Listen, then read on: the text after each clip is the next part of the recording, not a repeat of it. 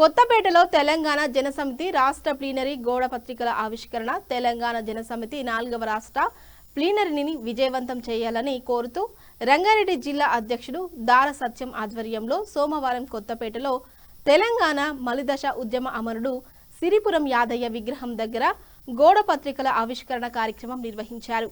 ఈ కార్యక్రమానికి ముఖ్య అతిథిగా రాష్ట్ర ప్రధాన కార్యదర్శి పల్లె వినయ్ కుమార్ హాజరై మాట్లాడుతూ ప్రత్యేక తెలంగాణ రాష్ట్రం కోసం జరిగిన పోరాటంలో కీలక పాత్ర పోషించిన ప్రొఫెసర్ కోదండరాం నాయకత్వాన్ని గుర్తు చేశారు.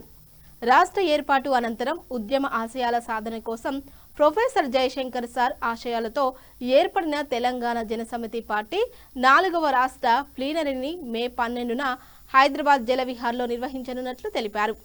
ఈ ప్లీనరీలో రాష్ట్రంలోని ప్రధాన సమస్యలపై చర్చించి భవిష్యత్తు కార్యాచరణను రూపొందించనున్నామన్నారు.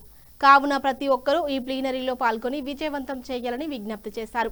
ఈ కార్యక్రమంలో ఎల్బీ నగర్ నియోజకవర్గ ఇన్ఛార్జ్ కేవీ రంగారెడ్డి, నల్గొండ జిల్లా అధ్యక్షులు పన్నాల గోపాల్ రెడ్డి, జిల్లా ప్రధాన కార్యదర్శి కొత్త రవి, జిల్లా ఉపాధ్యక్షుడు పగడాల రమణ, జిల్లా నాయకులు వేణుగోపాల్ రెడ్డి, రావుల పరమేష్, జగదీశ్వర్ రెడ్డి, బొడ్డుపల్లి దేవేందర్ తదితరులు పాల్గొన్నారు.